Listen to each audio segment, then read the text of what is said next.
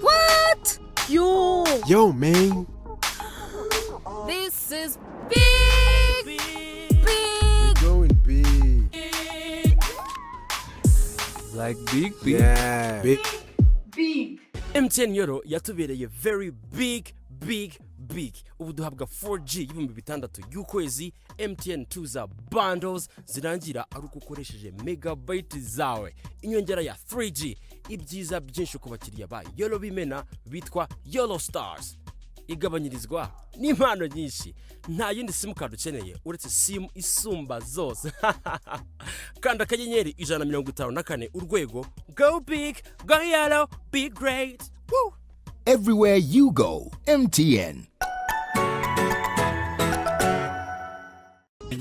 Every Saturday tuba tubafitiye umutumirwa uri buze kudusharinga ibitekerezo bye uko yagenze mu buzima bwe ndetse naho ageze kugeza ubu ngubu. Sindi buvuge byinshi. Let me welcome Buchana Patrick, the CEO of AC Group. He's going to tell us a little bit more about himself. Yeah, so Patrick Buchana, I'm the CEO of AC Group. AC Group is a technology company that has created a number of products, Tap and Go for public transport, Tap and Go Wi-Fi that works with public transport but venturing into other things, and most recently getting into the motorcycle space, operating in Rwanda, Cameroon and Nairobi, and personally I'm Rwandan, and so I think a lot more details will come out through the discussion. When did AC Group started? So AC Group started in 2014, but operation started in 2015. Yes, and started in Rwanda with Tap and Go as our first product. Yeah. What was the biggest challenge before it started? At the beginning? At the beginning, the biggest challenge was raising capital. But also, as a company, you're just starting out and you want to convince very big clients that you have a product that they would need, and you don't have any previous track record, so it becomes very difficult. And then you convince them, but then you have to make very large investments, and so that then became the second biggest challenge. Yeah, and I think challenges have kept on evolving as you grow. They become newer, and they become bigger, of course, with the scale of the company. But you always find a way of adapting, and I think that's our subject of discussion today. Yeah. Okay, maybe this goes for the startups, like for those young entrepreneurs who are starting. Like, what is the most thing they have to pay attention on when they're starting their own business or they're thinking to start the journey of being an entrepreneur? Like, what's the biggest thing they have to pay attention on? Well, it changes depending on the sector, but it starts with the entrepreneur. Before you start the journey of entrepreneurship, ask yourself, what is it that I'm bringing to this company? And then that helps you understand what your capabilities are. It helps you understand what is going to be your challenges. It helps you understand what kind of team do you need to bring on board. Because if you are a programmer and you want to build a business, you should not pick 4 other programmers to join the business. You should pick a diverse team to help you, so that you all bring different skills on the table that help the company to succeed. And so it starts with you knowing that you're going to have significant amount of discipline to persevere through the storm, and then also resilience to know that it's very exciting when you start, when you get an idea and you want to be an entrepreneur, but then you receive a lot of stumbling blocks, and anything good always has challenges with it to start. So you have to have the resilience to keep in and fight through these challenges, and at the end of the day, success comes after a very steep climb, but it's always there. Yeah, Actually, resilience is very key because we tend to give up mostly at the beginning, Yeah. at the stage of the beginning. Yeah. So let me come back to you. Yes. So have you ever had like this dream before when you were young, like being a CEO? Like, have you ever had this dream before? No, I didn't. When I was young, I wanted to be a footballer.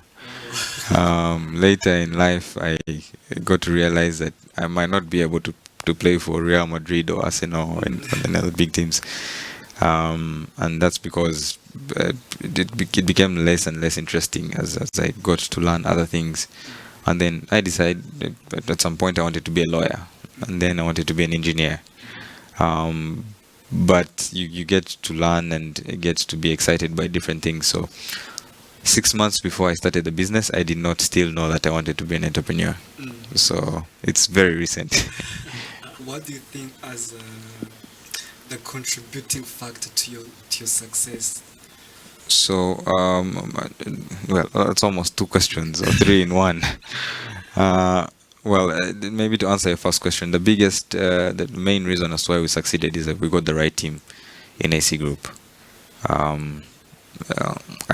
I might have been the one that founded, but we've had a very good team that has understood the vision of the company, has understood what we want to do, has the commitment to work as a team to solve any obstacles that we meet, and also has the togetherness to understand that we're in this together, and of course the intelligence to find innovative ways to navigate the challenges that we're trying to solve as a business. And what about me in the past? I'm probably still discovering that. But understanding that there is so many unknowns that we will find makes me very open to learn as we go along. At the time when we started the business, I never had a university degree, so but I knew that that's not going to hold me back. But that also made me understand that there is so much to learn, and not necessarily from school. You can learn so much from the internet, but also you need to be very deliberate about that. The interesting thing is that it gets busier as you build a business, but you need to always create time for learning, which what you know now will not get you to where you want to go in the future. So it will help you right now, but to get to the future, then you need to always continuously learn, and I had that at the back of my mind, so it kept us going, and I think the rest of our team as well. Yeah. Have you ever been discouraged by someone? Yeah, maybe. I mean, you share ideas with people, and some people say we don't think that's possible, but I don't take that as a discouragement. I take that as their opinion, and their opinion really is their opinion. As long as you have yours and you can try to understand what someone is telling you, then yeah. Yes, feel free to ask questions, feel free to contribute. If you have any question to ask Buchana Patrick, please do it on our social media. What? Yo, man. This is big. We're going big. Like big. Yeah. Big. MTN Euro yatubereye very big. Ubu duhabwa 4G y'ibihumbi 6 y'ukwezi. MTN tuza bundles zirangira ari uko ukoresheje megabyte zawe, inyongera ya 3G, ibyiza byinshi ku bakiriya ba Yolo bimena bitwa Yolo Stars. Igabanyirizwa n'impano nyinshi, nta yindi simukadi ukeneye uretse simu isumba zose. Kanda akanyenyeri 154 urwego. Go big, go yellow, be great. Woo! Everywhere. Okay, twagarutse nanone, twizere ko mukomeje kugira ibihe byiza badukurikiye. Yolo tubasuza mwese, ndetse ariko tugaruka ku bagerageje kudusaba ibibazo bigiye bitandukanye, ariko twibutsa insanganyamatsiko cyangwa topic yacu uyu munsi ariyo grow your business and grow yourself and your business. Ariko naho umwanya Buchana Patrick akagira byinshi asobanura. Nakoze Cedric, so ndavanga indimi, but mostly English. So I think growing yourself and your business starts a lot with learning and challenging yourself to unlearn what you believe you know, and of course continuously relearning through the process. And I think history has showed us the importance of that. When you look at some of the jobs that we have today, from network engineers to data scientists to social media managers, those are jobs that didn't exist 10 years ago. Today, those are some of the most sought for jobs. Just ourselves in 98, 2000, smartphones were not part of our lives. We used to go to work and do whatever we do without a laptop or necessarily a smartphone. Today, yourself, Cedric, you are looking at IG, sessions and interviewings, and I think working very closely with MTN on exploring what more can be achieved using social media and online content. Your job was not one of the ones that existed a few years back. And this is the kind of change that we're going to keep seeing moving forward. 10 years from now, we'll have jobs that are non-existent today. And it's very important for us to understand that. But also just get back to a book that was written, in the late 90s, 1970, I think, by Toffler, talking about, the title is Future Shock, and it says the illiterate of the 21st century will not be people who can't read and write. It will be people who can't learn, unlearn, and relearn. And that's very, very important. And I'll share with you some of the things that for us have been very, very important and reclarified to us how important it is to learn, relearn. When we started our business, we had lots of assumptions that we believed, were going to happen for the business to succeed. And every business has those assumptions that the founders take, and if the assumptions are true, then the business succeeds. If the assumptions do not make it, then the business has no basis for existence. As we got along, we actually found that almost 60 to 70% of some of those assumptions actually were not true, which was very interesting. And for some businesses, it's less. For some businesses, it's more. It's very important for you to then sit back and say, okay, for every time for every day that we go to office, there could be something new that we learn that could get us to step back and change our strategy, or step back and change the way we think, or step back and challenge us to do something else in another way, or in another with another formula. And we've continuously done that. And most recently, I think the new version of the Tap and Go, we have almost 2 million people who have the Tap and Go card. That's a very big number. But you have most recently seen that we've now gone mobile, QR. So people are now paying with their phones for all intercity travels. You just come and scan with your phone. It's very easy to feel that because you have 2 million people, then you should just naturally, continue the card because of the investment that you've done, because of the culture and everything. But it's also very important for you to look up and say, where is the future going? And if I don't do it, then someone else is going to do it. And that's the thing about learning and unlearning. If you don't do it deliberately, then it will be done on you. I think in technology, there's something called disruption, which has taken out lots of businesses. Kodak, the camera a company, Blockbuster, the movie company that was replaced by Netflix. And these examples are going to keep continuing and happening, and they always do every single day in different sectors, in different countries, including our continent and country. And it's very, very important for you to continuously ask yourself, where is the future, and what do I need to learn to be able to prepare myself better for tomorrow. I'm talking about this on the scale of the company, but this also comes to individuals in our different individual lives. Your job today could change in very many ways. Computers today do lots of work that was previously done by humans.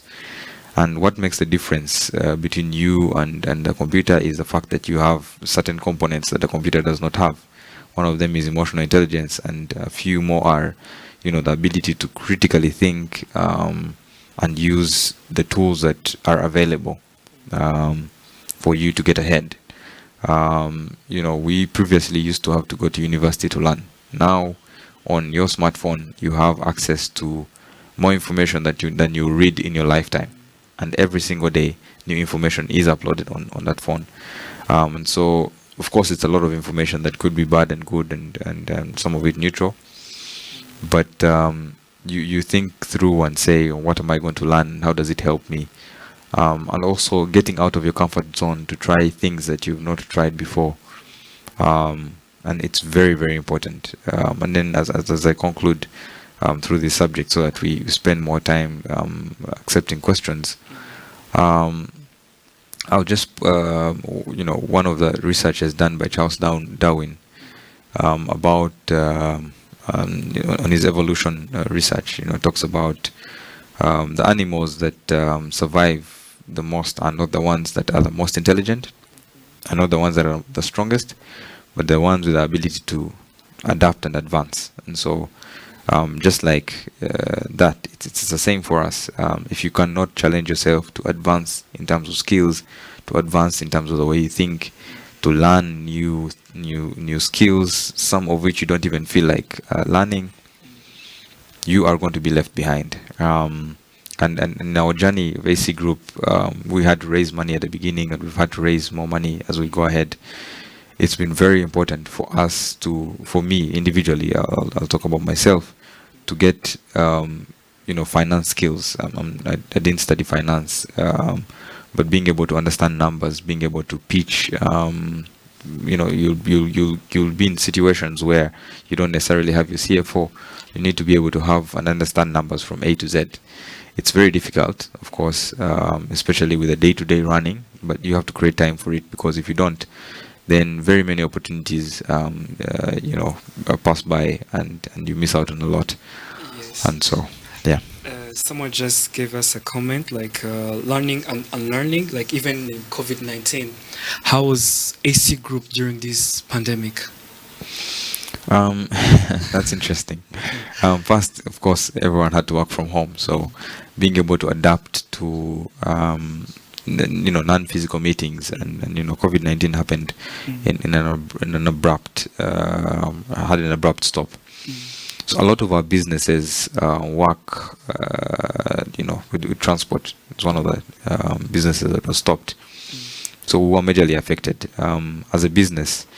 Since he asked how are we as a business, one, we made a deliberate decision to just because we've had a stop in revenue, we're still going to keep our salaries for as long as that's going to be going. We did that, and gladly we came out when we still had the ability to do it. That was step number one, knowing that the team is the most important part of our company, and we will take care of them first before anything. Number two is being able to then transform the way we work and work remotely, and that took a bit of adjustments. That took acquiring some of the tools. It's interesting that we're a technology company, but we were always on physical meetings and phone calls and the likes, but now those tools were set up. We also, in the management, set up a team that's in charge of communication. It's almost like a committee, and the purpose of this is that information was changing by the day about COVID, because it was sudden and abrupt. So this was to be able to collect information, sift through it and see what is true, what is not true, and then pass on a brief to the rest of the team for them to kind of read through a summary, understand what is changing, and then see how to adapt.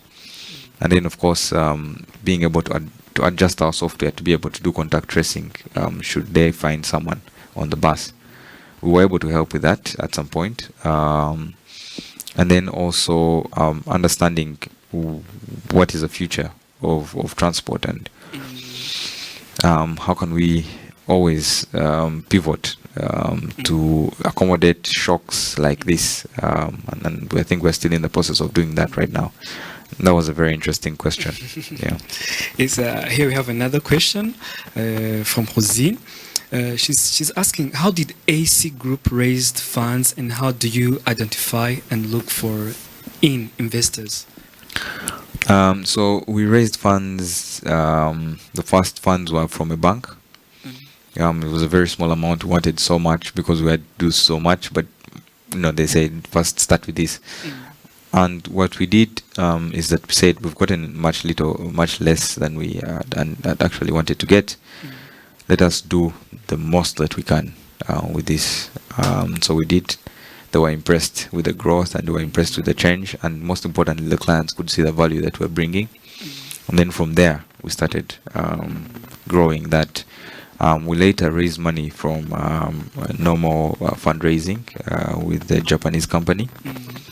And it was a lot more money, and that helped us to move to the scale and which we see today. But with companies, it's always a process. It's very challenging because you have to convince people the reason as to why they should give you money. And the interesting thing about businesses, it's interesting, but it's also a challenge, is that startups do not have collateral. When you go to the bank, the first thing they ask you is, give us a house, give us land. We didn't have that. And usually no startup, at least the majority of them do not have that.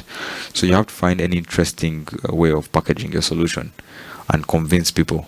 And just to give comfort to anyone who is still in the process of raising money, you will almost have to have 600 meetings to do one fundraising. So, wow. Yeah, the process could take a year, it could take 8 months. It doesn't necessarily always have to take that long, but I'm just sharing that one of our experiences. And no matter what size you are as a company, it's going to be a heavy process. Of course, people have a certain level of trust at some point, but you always need money to be able to grow, and that process will continue. Actually, this goes to this question, like sometimes like those who provide like funds, Yes. They don't trust youth. Some of them are scared like to go and ask for those funds, like to come up from the comfort zone, as you mentioned. I think that's the challenge that young people are going to face. It's not going to take away. Your age is not going to change. The way you look is not going to change. And I'll mention the reason as to why if we go more into fundraising. Because so if you dwell on things that you cannot change, then you're going to have a problem. And that the reason as to why I say that is because if you feel like you're young and that's going to be a stumbling block, then you're thinking about it the wrong way. Because you cannot change your age. You will not make yourself, you not get the company and give it to an old person and say, you run it and then I'll take it back after. No, it's still going to be you. So the thing you need to think about is whoever I'm going to pitch to, what value am I showing them? And that should be your focus of discussion. Everything else that you can't change, leave it out because it's not going anywhere. And a very vivid example is MTN, and on AC Group that I'll use. If you're going to MTN and you want to partner with them, or you want to, you want them to invest in you, even I don't know if they do that. We'll ask Giselle after this. You need to show them the value. Is the product that you're building going to be connected to Momo? Are you going to show them growth in their numbers on their Momo platform? Are you going to help them reach more people in terms of SIM cards and outreach? And then if you come into AC Group, what more can you bring to the Tap and Go card? And all these are things that then make someone get interested. And so when you show him what you are going to change for him or her, then the discussion becomes interesting, and it's no longer about your age or about what you can do. They will say he's a young man, but he's smart. He's a young man, but he has an interesting business proposal. And of course, more and more as our generation grows, we have billionaires who are in their 20s. Ourselves, we started our business when we were less than 30, and the world is seeing more and more of these. So those examples that keep coming out are also giving a lot more confidence. So instead of focusing on what you can change, just focus on what you have. Okay, sorry to divert a little bit before we should take a short break. Yeah. We haven't talked about like your university experience. Like someone just asked, how was your Harvard Business School experience? That's an interesting one. My experience was very and I don't know if I will have enough time for me to talk about it. But so it was exciting, of course, to get into Harvard Business School. But on the first day I got there, something more interesting even happened. Something even more interesting happened. I met a man who had been working for about 45 years in the executive programs. It's CEOs and chairmen in the class.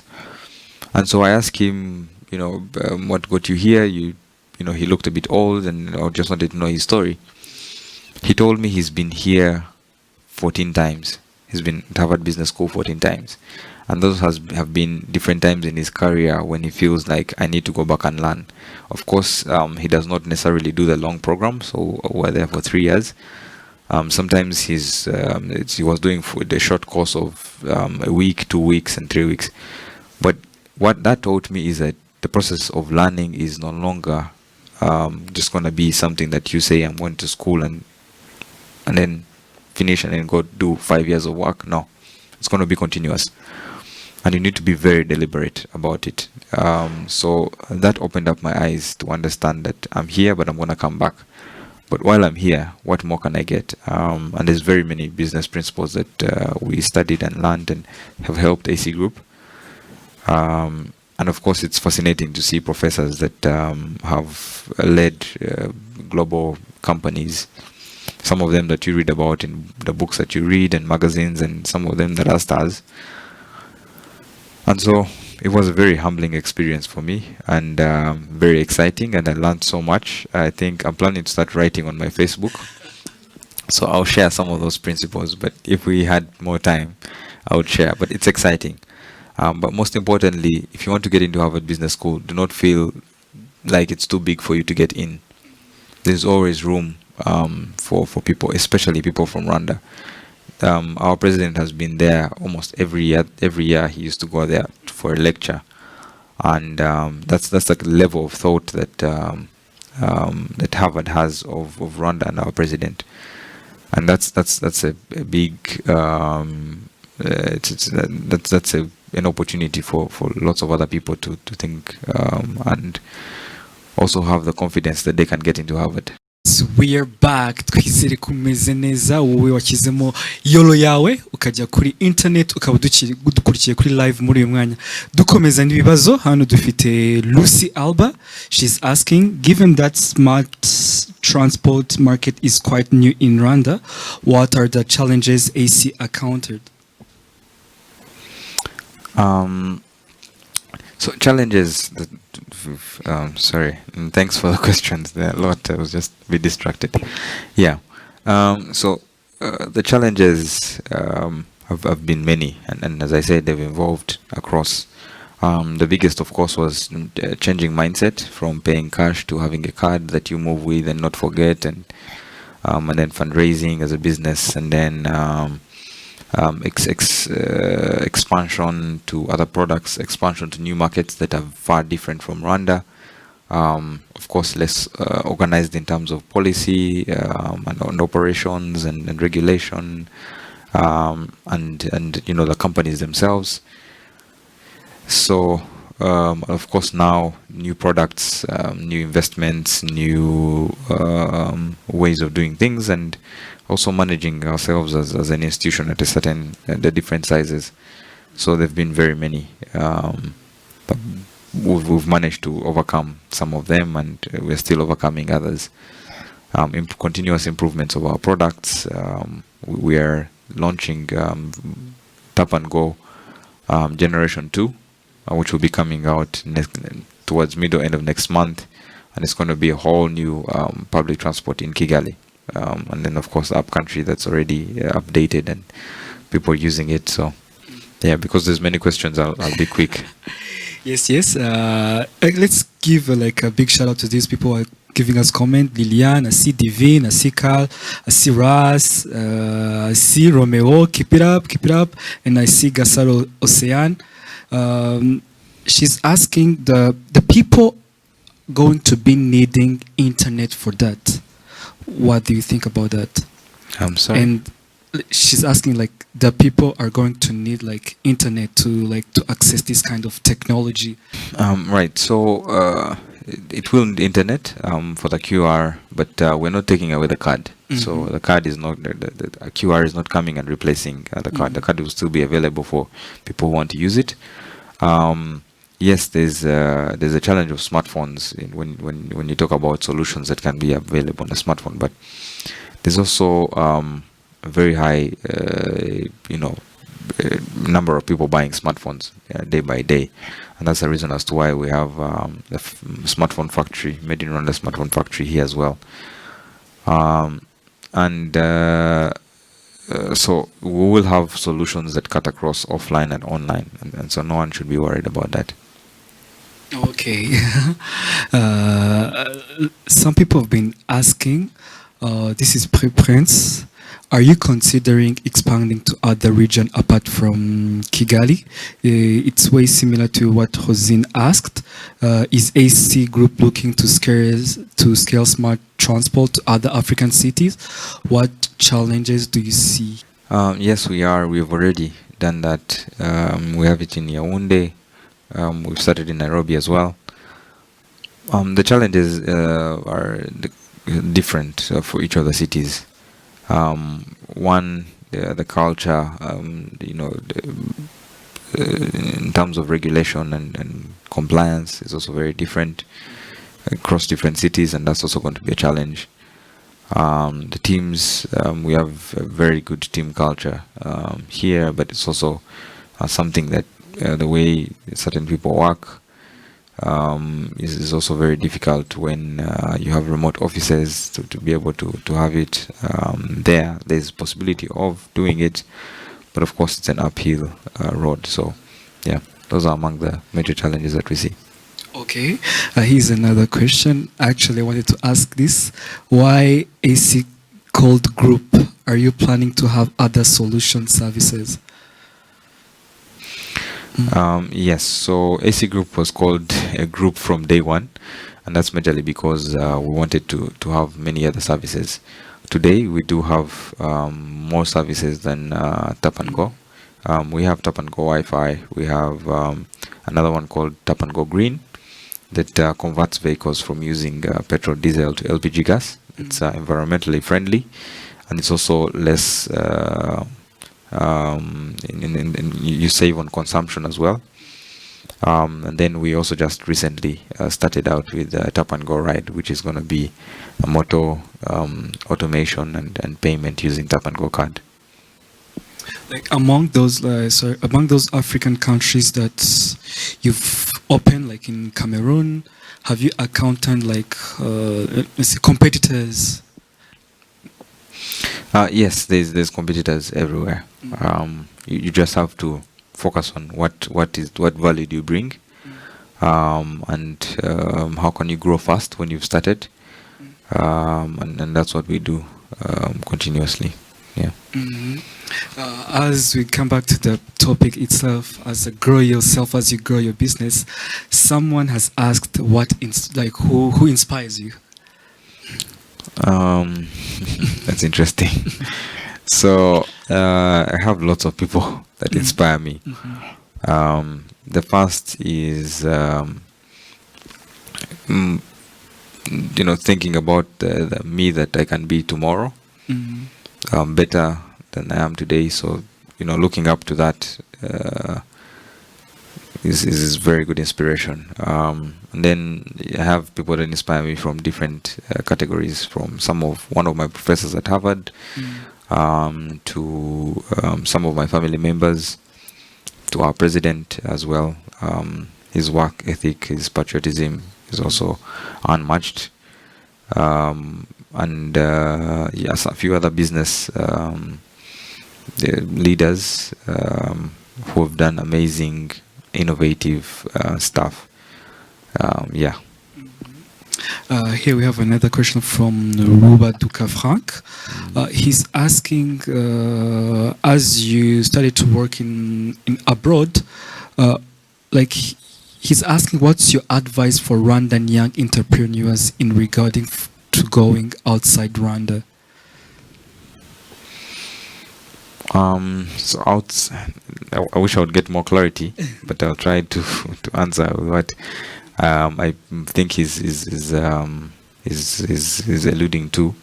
So the Rwandan entrepreneurs who go outside to expand their businesses, it's fantastic. Rwanda is good, very organized.